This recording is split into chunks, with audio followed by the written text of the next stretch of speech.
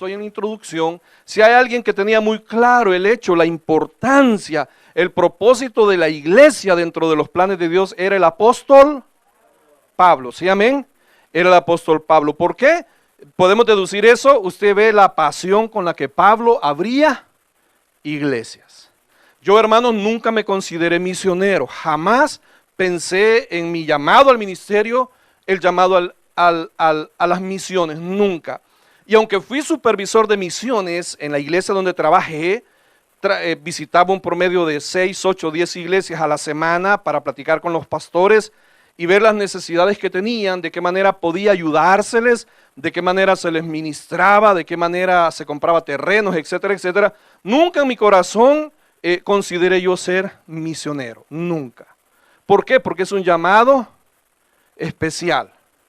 Yo en mi corazón sentí tal vez el llamado a ser maestro, y de hecho di clases, y sentí el llamado de ser pastor, estar al cargo de una congregación. Pero Pablo, al contrario, Pablo era un misionero nato. Pablo, su pasión era abrir iglesias. ¿Por qué?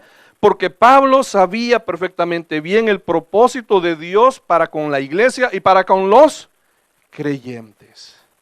Por eso es que Pablo se dedica a abrir iglesias. Y dentro de esas iglesias que abre está la iglesia en la ciudad donde estamos estudiando, la iglesia de Tesalónica. Amén. La congregación de los tesalonicenses. Ahora, al final del capítulo número 2, y aquí voy entrando en el tema, al final del capítulo número 2, Pablo sigue dando instrucciones, Pablo sigue redactando su carta, Pablo sigue escribiéndoles, y a mí me encanta esta última parte del capítulo porque, como lo veíamos el día sábado en el Evangelio según San Juan, en el capítulo número 11, acerca de la resurrección de Lázaro, también este capítulo, al final del capítulo 2 de Tesalonicenses, diga conmigo, es muy emotivo. Emotivo, ¿qué significa eso? ¿Alguien me ayuda? Está cargado de muchas emociones, amén, está cargado de muchas emociones. Y lo primero, para los que anotan, lo primero que el apóstol Pablo comienza a hablar en esta porción es acerca del compañerismo cristiano. Es acerca del compañerismo cristiano. La importancia del compañerismo cristiano. ¿Y qué es lo que nota acá, hermano? Nota la amorosa preocupación de Pablo por los hermanos de Tesalonicenses. La amorosa preocupación, la tierna preocupación que el apóstol Pablo tiene, ¿para con quiénes? Para con los hermanos de la iglesia de Tesalonicenses. Vea por favor el versículo número 17 y empecemos a estudiar. ¿Qué dice el 17? Pero nosotros, hermanos, separados de vosotros, dice, ¿por cuánto? Por un poco de tiempo. Separados de vosotros, dice, por un poco de tiempo. De vista, pero no de corazón. Tanto más procuramos con mucho deseo ver su rostro. Empecemos poco a poco a desglosar el versículo. ¿Qué está dando a entender el apóstol Pablo? El apóstol Pablo da a entender que hacía poco que se había separado de ellos. Hacía poco que se había separado de ellos. Pero aún esta breve ausencia se le hacía demasiada larga. Vuelva y ya vamos leyendo. Poco a poco dice. Pero nosotros, hermanos, separados de vosotros, dice, ¿por cuánto? ¿Por cuánto, iglesia? Por un poco de tiempo. ¿Qué está dando a entender Pablo? Que si bien es cierto, hacía poco que se habían separado, no habían transcurrido años, no habían transcurrido muchos meses, apenas habían transcurrido unos cuantos días. Y sin embargo, a pesar de que hacía poco que se habían separado, aún esa breve ausencia, aún esa poca cantidad de tiempo, aún esos pocos días, a Pablo se le hacía una cantidad enorme de tiempo. Amén. ¿Me sigue? Sí, amén. ¿De qué está hablando? Del compañerismo cristiano. Yo no sé, y es algo que quiero dejar en su corazón esta noche. Usted debe de guardar su corazón, de no ausentarse por periodos largos de la comunión con sus hermanos. ¿Me sigue? Y esta noche, hermanos, yo no voy a hablar de pandemia, no voy a hablar de eso. No se me enfoque en los que están, no se me enfoque en los que no están, no se me enfoque en los que han venido, no se me enfoque en los que no han venido. Esta es una enseñanza que yo quiero dejar en su corazón para que usted la atesore, para que usted la guarde, para que usted, mi hermano, la tenga en su corazón presente de aquí hasta que Cristo venga o que Dios nos lleve a su presencia. Es algo que de mi corazón como pastor yo se lo comparto a usted con mucho, como decía aquel, mucho amor. ¿Sí, amén? Para que no esté tan serio. Están muy así, muy serios. Hermano, no permita que pasen periodos largos de ausencia. No lo permita. El compañerismo es necesario en la iglesia.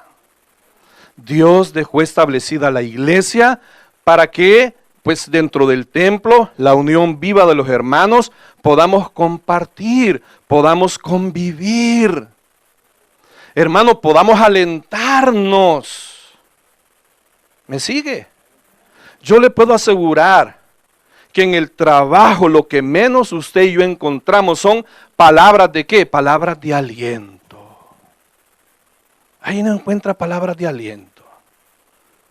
Ahí lo que usted encuentra es el musicón, el cumbión, el relajo con la plebada, con los compañeros. Pero no encuentra aliento, no encuentra esperanza. Y la iglesia, el compañerismo dentro de la iglesia es para alentarnos, es para animarnos. Hermanos, es para consolarnos, es para orar los unos por los otros. No me lo está preguntando, hermano, pero el día de ayer fue puro hospital todo el día. En la mañana yo tenía unos chequeos médicos normales de rutina. Y luego en la tarde la pastora me habló que se sentía un poco mal, que se podía llevarla para que la chequearan, porque sigue lidiando con su problema de salud, que no es COVID, por cierto, es otra cosa, usted ya lo sabe. Y yo me ponía a pensar en todos los hermanos que están enfermos. Hermanos, caras vemos, enfermedades no sabemos. Y usted puede ver a los hermanos de la iglesia bien arreglados, usted puede vernos bien, ¿qué le digo? Con una buena actitud, pero cada quien sabe las dolencias, cada quien sabe los achaques, cada quien sabe las condiciones médicas que anda cargando. Y cuán importante es orar los unos por los otros. Entonces el compañerismo es importante en la iglesia, tanto que Pablo, óigame bien, y quiero recordarle algo, Pablo no había abandonado la iglesia por su propio gusto, recuerda. Pablo no había dejado la iglesia porque había querido. Pablo había tenido que abandonar la ciudad junto con Silas, ¿y quién más? Y Timoteo, ¿por qué? Porque se había levantado, se había sublevado una revuelta de adversarios que inclusive los amenazaba con sus vidas en peligro. Entonces habían tenido que salir, ¿qué? Huyendo para no ser transgredidos. Entonces Pablo en el versículo 17 les dice, Pero nosotros, hermanos, refiriéndose a los misioneros, dice, separados de vosotros por un poco de tiempo, de vista, le dice, pero no de corazón. Y ese es el problema. ¿Por qué? Porque si bien es cierto, muchas veces estamos separados de vista, el problema es que después comenzamos a separarnos de corazón. El problema es que comenzamos a acomodarnos y de repente ya no solo estamos separados de vista, sino que el corazón comienza también a separársenos. Y usted debe de cuidarse de eso, hermano. A lo largo de todo su cristianismo. Hermano, esto va a pasar. Esto va a pasar, hermanos. Tarde o temprano, en el nombre de Jesús, esto va a pasar. Esto va a llegar a un tope. Esto va a llegar a un final. Sea la poderosa mano de Dios haciendo algo. Sea la poderosa mano de Dios levantándose. Porque el brazo de Dios no se ha cortado. Dios no está dormido. Dios no está indiferente. Dios no está insensible. Dios está cumpliendo su propósito a través de todo lo que está ocurriendo. Y a veces me da la impresión que Dios está zarandeando la iglesia. A veces me da la impresión que Dios está zarandeando al cuerpo de Cristo. Y que posiblemente como que se está colando la iglesia y está quedando el pueblo firme, está quedando el pueblo valeroso, está quedando el pueblo, no le puedo decir que lo ama más, pero que quizás está más comprometido con el Señor. Está separando lo que es la paja del trigo. Amén. A veces esa impresión me da. Y le diré, hermano, que yo soy bien cauto. Le diré que yo, hermano, soy bien centrado. No me gusta irme a los extremos. Ni tan legalista, ni tan cuadrado, poniéndole cargas que usted no puede llevar, pero tampoco tan liberal y abierto. Pecamos, comamos y bebamos y pequemos porque la gracia abunda. Salvo siempre salvo. No, Señor. Tratamos de ser centrados. Y Pablo le dice, nosotros ausentes de ustedes por un poco de tiempo. Aunque a mí me parece que han sido largos los años. Sin embargo, dice, hemos estado separados de vista, mas no de corazón. Preocúpese cuando ya no está separado solo de vista, sino que también está separado de su corazón. Preocúpese. Vea que más sigue diciendo el apóstol Pablo. Al final del versículo 17. Tanto más dice, procuramos con mucho deseo ver vuestro rostro. Y yo no sé por qué, mi hermano. Quizás por la iglesia donde me formaron. Quizás por el evangelio que aprendí. Quizás por la forma como fui adoctrinado. La forma como fui enseñado.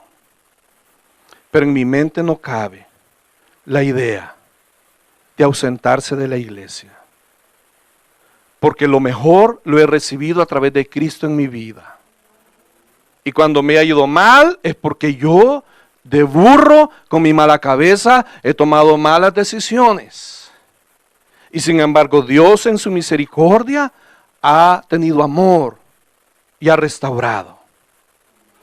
Pero dice el Señor, tanto más dice, procuramos con mucho deseo ver vuestro rostro.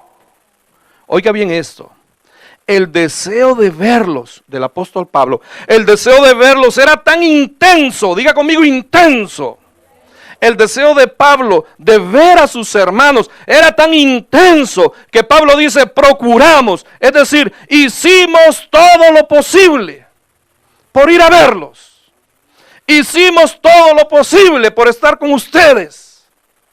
Hicimos todo lo posible. por llegar hasta donde ustedes estaban. Pablo dice, hicimos todo nuestro esfuerzo por verlos, ver su rostro. Y eso es algo que debe de habitar en nuestros corazones. Hacer todo lo posible por el ver el rostro de sus hermanos. Hacer todo el esfuerzo por ver a sus hermanos. Es que, hermanos, y vuelvo a repetirle, yo no estoy hablando de este tiempo, estoy hablando en general. Habemos unos que con el petate del muerto, como dicen en mi país, El Salvador, nos asustan. ¿Me sigue? Habemos muchos hermanos que con media situación, habemos muchos que con medio obstáculo, habemos muchos que con media traba, habemos muchos inclusive que no ha salido el problema, no ha salido la excusa, y nosotros nos esmeramos, nosotros, hermanos, nos rebuscamos por encontrar la excusa para no congregarnos. No en esta iglesia. Amén. Nos rebuscamos. Es que no me he sentido irritado en todo el día, pero a las 7 de la noche, 6 de la noche del día de servicio, ya me siento irritado.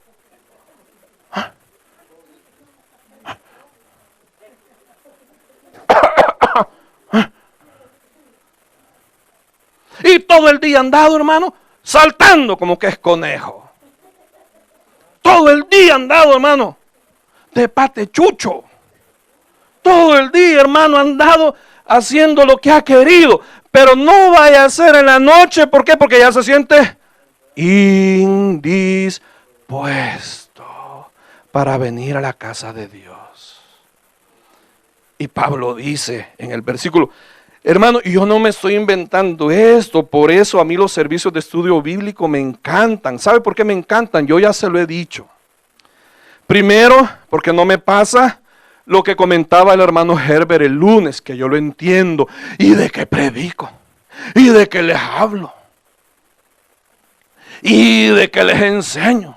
Y Dios mío, háblame, y Dios mío, revélame, y Dios mío, dime algo para decirle a tu pueblo. Y ellos, es bien delicado, yo los entiendo a ellos. Porque hay temas, porque hay cosas que ellos, por alguna razón, por respeto, por prudencia, no las pueden decir. Como lo hace el pastor general, ¿me sigue? ¿Sí, amén? Yo predicaba y, hermanos, pues trataba de hacerlo mejor, pero había cosas que le competían al pastor general decirlas. Y a él se las aceptaban y hasta se las celebraban y le aplaudían. Les estaba dando con el garrote y el pueblo feliz. No fuese a ser yo que sacaba medio el garrote, que ya me estaban viendo mal. Y a mí me gusta el estudio bíblico porque yo no tengo que andar pensando de qué les voy a predicar. Yo no tengo que andar pensando de qué les voy a enseñar. Hoy tocaba Primera de Tesalonicenses, capítulo 2, del 17 al 20, y ahí es, hermano. ¿Sí, amén? Y entonces Pablo dice, nos dice en el versículo 17, la segunda parte, tanto dice, era tanto su anhelo de verlos, le había dolido tanto separarse, habían sentido que eran siglos sin verlos, amén, porque al novio, a la novia, lo acaba de dejar donde vive y va regresando a su casa y ya le va diciendo, siento que no te he visto, me hace falta, mi amor. Amén. Es que siento que me desespero, pero se acaba de... Hace 10 minutos que la dejó, lo dejó. ¿Y por qué con el Señor no podemos hacer eso? Y entonces Pablo le dice, tanto más procuramos. Es decir, hicimos todo nuestro esfuerzo, hicimos todo lo que pudimos, hicimos todo lo posible. ¿Por qué? Por ver su rostro. ¿De qué habla en primer lugar Pablo? Del compañerismo cristiano. ¿Sí, amén? Número 2. ¿De qué más habla el apóstol? Habla de la oposición. Habla de la oposición. Vea por favor el versículo 18. Dice, por lo cual quisimos ir a vosotros, dice. Yo, Pablo, ciertamente una y otra vez, pero Satanás nos estorbó. Satanás había impedido a los misioneros llevar su ardiente deseo de retornar a Tesalónica. Satanás había impedido. Satanás se había opuesto para que los misioneros pudieran llevar a cabo, pudieran expresar, su ardiente deseo por ver a sus hermanos se frustrara. ¿Qué había ocurrido? Había oposición. Ojo, hermanos, porque sobre todo cuando nos esmeramos o tenemos el deseo de hacer las mejores cosas para el Señor, cuando tenemos el deseo de afirmarnos, de caminar lo más derecho posible, hermanos, siempre va a haber oposición de Satanás estorbando el camino. Dice el 18, por lo cual quisimos ir a vosotros. Y óigame bien, Satanás trabaja de manera personal con cada uno de nosotros. Amén. Satanás trabaja de maneras distintas. Lo que es tropiezo, por decir un nombre, qué sé yo, mi hermano Eric, posiblemente no es para mí tropiezo. Pero lo que me hace a mí tambalear, tal vez él lo tiene superado. ¿Sí, amén? Yo no puedo juzgar, ni puedo minimizar, ni puedo señalar a dónde le aprieta la piedra del zapato al otro. Porque yo también tengo mis debilidades. Por eso Pablo dice, en el versículo número 18, dice, por lo cual quisimos ir a vosotros. Y luego dice, él usa el pronombre personal, yo Pablo, ciertamente, una y otra vez. Pero Satanás dice, nos estorbó. ¿De qué manera pudo Satanás haber estorbado al apóstol? Bueno, posiblemente influyó la mente de las personas en Tesalónica y los había hecho que estuvieran pendientes que si regresaban, volvían a caerles encima. ¿Me sigue? Posiblemente todavía influía la mente de los opositores en Tesalónica para que estuvieran pendientes por si él regresaba, volverse a ir encima de ellos. Probablemente Satanás había creado por todos lados una buena cantidad de dificultades para entretener al apóstol. Quiero recordarle que en este momento el apóstol está en Corinto. Diga conmigo, Corinto. Pablo está en Corinto abriendo la iglesia de Corinto. Y usted recuerda cuando estudiamos la carta a los Corintios, la gran cantidad de problemas que había en la iglesia. Posiblemente Satanás había levantado los problemas, posiblemente Satanás se había soltado, la iglesia había bajado la guardia, la iglesia había dejado de orar, la iglesia había dado chance a la carnalidad, y eso había hecho que brotaran una cantidad de problemas que el apóstol está tratando de resolver, está tratando de abrir la obra, y eso no le permite ¿qué? Regresar a los tesalonicenses. Posiblemente era la enfermedad de Pablo, porque Pablo se cree que estaba enfermo. Tenía problemas médicos.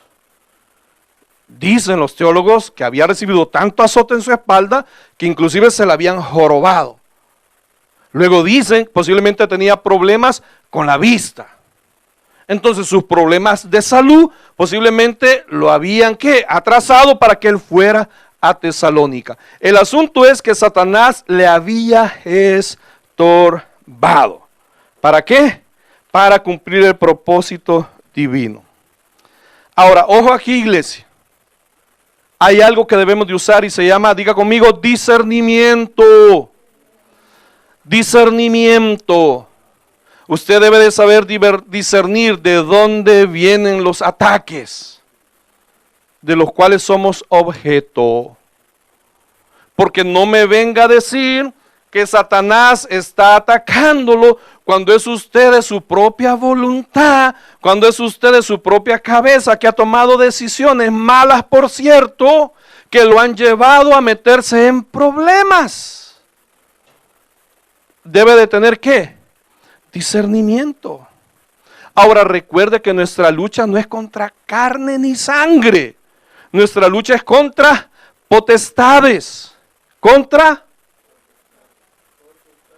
potestades, legiones, huestes de maldad. Nuestra lucha no es contra las personas. Es Satanás influenciando la mente de las personas. Ahora, esta noche yo quiero preguntarle, ¿qué le estorba para cumplir el propósito de Dios en su vida? Y esto lo estudiamos en Gálatas. Vaya a Gálatas, por favor, en el capítulo número Gálatas capítulo número 5, un poquito más adelante. Gálatas capítulo 5, versículo 17. Pablo dice, Satanás nos estorbó. Ahora, ve el versículo 7 de Gálatas. Y entra la pregunta, ¿quién le estorba? ¿Quién nos estorba, hermanos? ¿Quién nos está estorbando? Gálatas 5:7. Cuando lo tenga me dice un fuerte amén. ¿Sí, amén? Y vea cómo el apóstol comienza escribiendo. Le dice, vosotros corríais bien. ¿Sí, amén? Vosotros corríais bien. Entonces luego lanza la pregunta, ¿quién os estorbó para no obedecer a la verdad? Y entonces yo le pregunto, y me pregunto, y nos preguntamos todos, ¿quién nos estorba para hacer lo que Dios quiere que hagamos? Y Pablo le dice a los Gálatas, vosotros corrías bien, ustedes lo hacían bien. Es que bonita era la comunión que tenías conmigo, le dice el Señor. Bien ibas antes que todo esto empezara allá por mediados de marzo. Si estabas perseverando, estabas comprometido, te congregabas constantemente, hasta ya habías comenzado a diezmar y a ofrendar. Ya estabas convenciendo a tus seres queridos de que Cristo es el Señor, Cristo es la respuesta, Cristo es la vida, Cristo da salvación, Cristo libera, Cristo restaura, Cristo es la puerta, Cristo es el camino, Cristo es la resurrección, etcétera, etcétera. ¿Quién te estorbó? ¿Me sigue? ¿Quién le estorbó? Dice, vosotros corrías bien. ¿Quién os estorbó para no obedecer?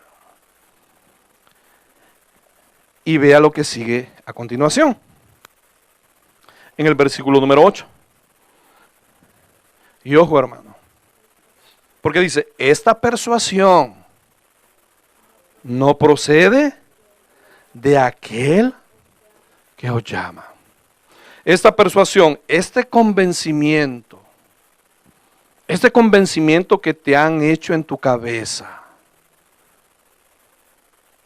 esos argumentos que te han dado, eso que tú te has creado en tu cabeza, eso que tú mismo te has convencido o te has dejado convencer por los demás. ¿Qué dice? No procede de aquel que os llamó, dice, o que os llama. Y esta noche vale la pena que evaluemos, esta noche vale la pena que reflexionemos si los argumentos que nos han convencido de cualquier situación que estemos viviendo, primero, ¿de dónde vienen? Y luego que nos convenzamos que no proceden, ¿de dónde? No proceden de arriba. Ahora, ve el 9. Porque un poco de levadura leuda toda la masa. Hermanos, no es necesario que tengamos grandes pláticas con los que no son creyentes. No es necesario compartir mucho tiempo con las personas que no tienen nuestras mismas convicciones.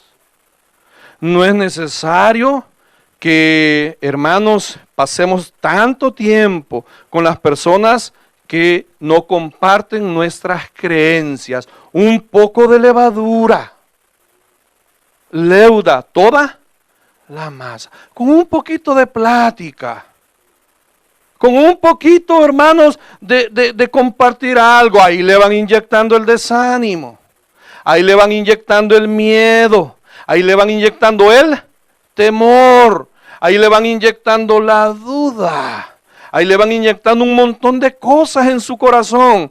Ahora, todos los días, ese ratito de tiempo, hablando con las personas que no comparten lo que nosotros pensamos, llega un punto en que la masa completa terminó leudándolo, arruinándolo. ¿Quién nos estorba esta noche? Póngale nombre y póngale apellido. Ahora, regrese a Tesalonicenses para ir avanzando.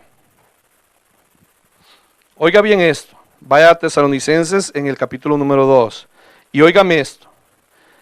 Oiga bien esto. El hecho de que Satanás ejerza una poderosa influencia en los hombres, especialmente cuando están tratando de hacer la voluntad de Dios, hermano, eso es evidente. Hay cantidad de pasajes. Y vuelvo a repetirle, el hecho de que Satanás ejerce una poderosa influencia, hermano, sobre las personas, especialmente cuando las personas están tratando de hacer la voluntad de Dios, hermano, hay cantidad de versículos que dan evidencia de eso. No vayamos tan lejos. Job estaba tranquilo. Job estaba en paz. Pero llegó Satanás allá al trono de Dios. Y el Señor todavía de una manera tal vez orgullosa, si se le puede decir, le pregunta si ya vio a Job. Usted sabe la historia, amén. Y le responde Satanás, claro, si lo tenés bendecido, lo tenés a todo dar. Y así, ¿quién no te va a alabar? Y entonces dice el Señor, bueno, vamos a hacer algo, pruébalo entonces. Quítale todo menos la vida para ver qué hay en su corazón. Y usted conoce todo el libro de Job por todo lo que atraviesa. O sea, evidencia que Satanás ejerce una poderosa influencia sobre las personas, especialmente los que quieren hacer su voluntad. Hermanos, evidencia hay en toda la Escritura. Ahora, oiga esto. Sin embargo, Dios reina siempre de forma suprema, encauzando el mal para bien. Eso es lo importante. Lo importante no es que el enemigo ejerce influencia para torcer los caminos de Dios. Lo importante es que Dios ejerce soberanía total y absoluta. Y lo que el enemigo, lo que Satanás tuerce o encamina para mal, Dios lo endereza para bien, siempre. Eso es lo importante. Eso es lo importante. Cerremos. Número 3. Ya hablamos del compañerismo. Ya hablamos de la oposición también. Y hoy hablemos de la corona. Pablo termina hablándole de la corona. Vea el versículo número 19. Pablo dice, porque ¿cuál es nuestra esperanza? O gozo o corona de que me gloríe. Y luego sigue diciendo, ¿no lo sois vosotros delante de nuestro Señor Jesucristo en su venida? ¿Qué significa eso? Pablo y sus compañeros aman tanto a sus hermanos y se sienten muy orgullosos de ellos. Están muy orgullosos de ellos. ¿Sí, amén? Y el mayor gozo de Pablo, la mayor satisfacción de Pablo y su mayor corona, óigame bien, es la fe que la iglesia tiene en que Cristo va a venir por ellos. Ese es su mayor gozo. ¿Cuál es mi mayor gozo, hermanos? ¿Cuál es mi corona en el cielo? Verlos afirmados, verlos perseverando. Mi mayor gozo y la corona en el cielo es las personas que nacieron de nuevo, se convirtieron, vinieron de las tinieblas a la luz, dejaron el mundo y ahora siguen a Cristo y aguardan la esperanza gloriosa que Él un día va a venir por nosotros, o que nosotros, si es su voluntad y es nuestro tiempo, vamos a partir a su presencia. Nadie lo sabe. Pero el verlo a usted convencido, el verlo a usted, hermano, firme, el verlo a usted, hermano, evangelizando, sirviendo, el verlo, hermano, congregándose, el verlo, hermano, intercediendo, el verlo activo en la iglesia, es mi gozo, es mi corona, nadie me la puede robar. Es lo que hemos sembrado y por lo cual vamos a recibir premio en la gloria. Vea cómo termina el apóstol diciendo en el versículo número 20. Dice, vosotros sois nuestra gloria y nuestro gozo. Ahora yo le voy a preguntar, ¿y su gloria y su gozo y su corona, quién es?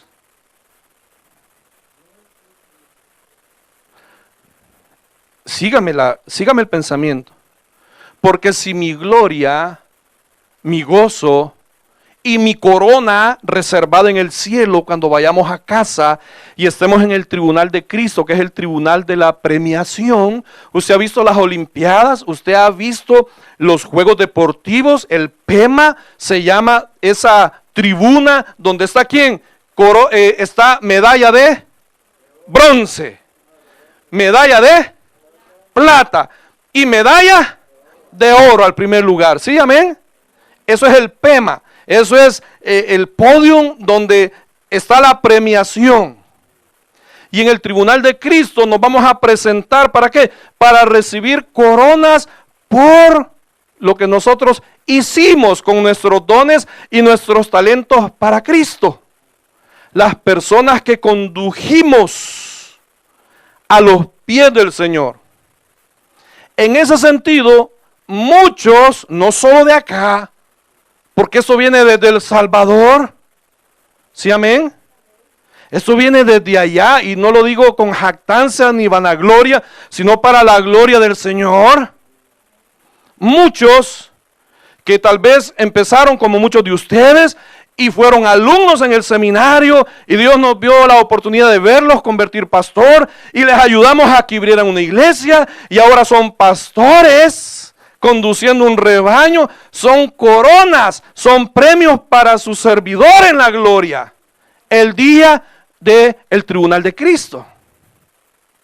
Ahora yo le pregunto, ¿quién es su corona? ¿Tiene coronas? ¿Tiene personas que ha conducido a los pies del Señor? ¿Ha traído a alguien a los pies de Cristo?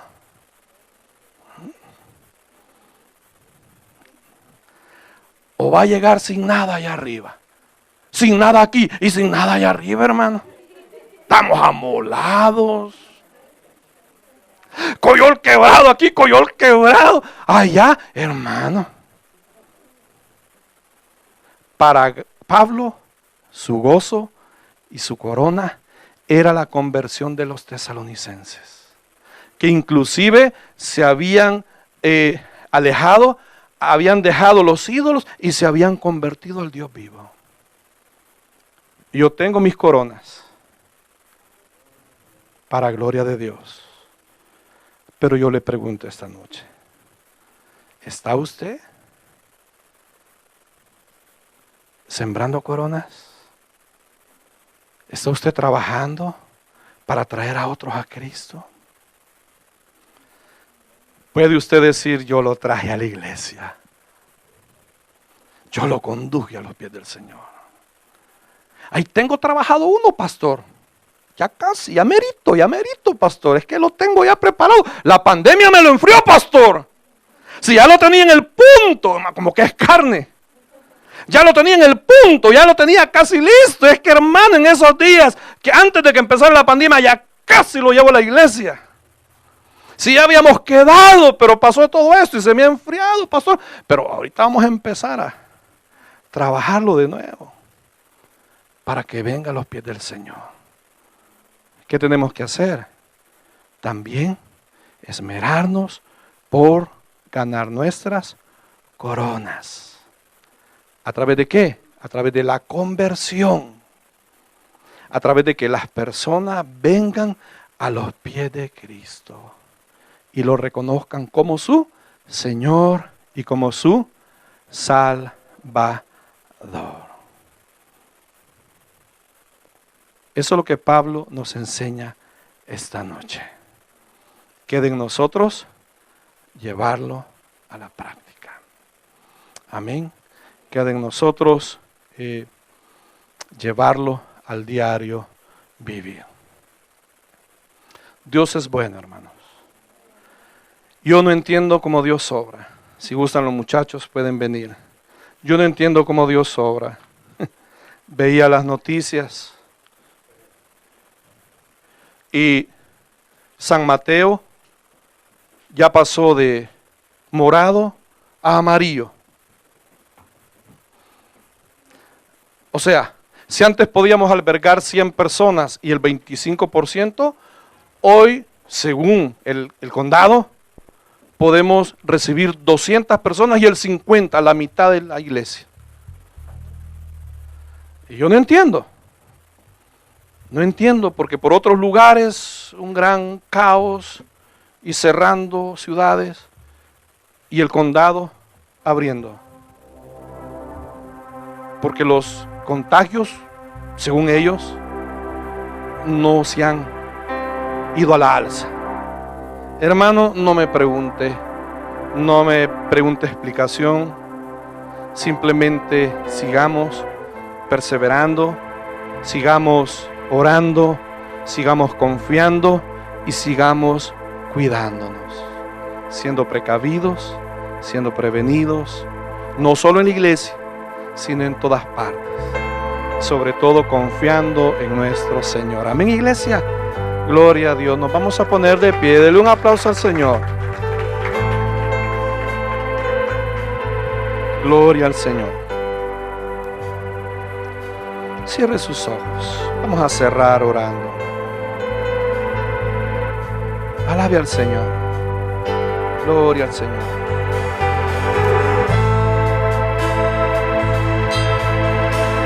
tomado en tus brazos y me has dado salvación.